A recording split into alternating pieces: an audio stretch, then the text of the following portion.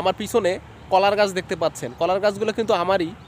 তো কলার গাছগুলোর মধ্যে এগুলোর বয়স খুব কম, অল্প বয়সী কলার গাছ। হঠাৎ করে আজকে দেখলাম যে একটা কলার গাছ হলুদ হয়ে গেছে।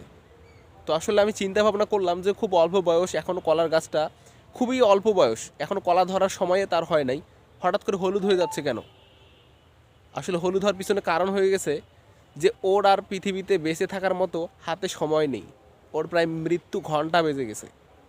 অল্প বয়স, এখনও ফল আসলো না, অনেক পরিচর্যা করলাম, কিন্তু তারপরেও সে আর কী করতেছে না, বেঁচে থাকতেছে না। হঠাৎ করে দেখা যাচ্ছে হলুদ হয়ে গেছে। পাশেরগুলোও কিন্তু অনেক সবুজ আছে, অনেক সুন্দর আছে, কিন্তু মাঝেরটা হলুদ হয়ে গেছে। তার মানে কি, ওর মৃত্যু খুব কাছে। তো আপনার আমার মধ্যে অনেকের দেখা যাচ্ছে কি বয়স অনেক বেশি, ওরা মরে যাচ্ছে, আমরা গায়ে লাগাচ্ছি না। ভাই, এই কলার গাছটার মতো আপনার আমার সেম অবস্থা। মৃত্যুর কাছে কোনো বয়স লাগে না।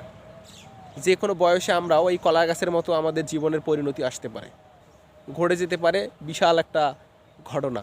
যে ঘটনায় দেখবেন যে আপনার আত্মীয় স্বজন, পাড়া প্রতিবেশী সবাই কাঁদবে, যে আমাদের প্রিয় সন্তান বা কারো প্রিয় হাজব্যান্ড বা কারো বাবা নাই, চলে গেছে। তো এই জন্য মনে করি জীবনে ভালো কিছু করা উচিত, ভালো কাজ দিয়ে পৃথিবীতে সারা জীবন বেঁচে থাকা যায়। পৃথিবীতে দেখা যাচ্ছে কি আমাদের আত্মার মৃত্যু ঘটবে ঠিক আছে, আমাদের নামের মৃত্যু ঘটবে না। এর জন্য আমাদের পৃথিবীতে ভালো কাজ করতে হবে। মানুষ ভালো কাজের মধ্যে হাজার বছর বেঁচে থাকে। তো যাই হোক, ভালো থাকবেন, দিনের পথে থাকবেন, উপকার না করতে পারলেও মানুষের ক্ষতি করবেন না।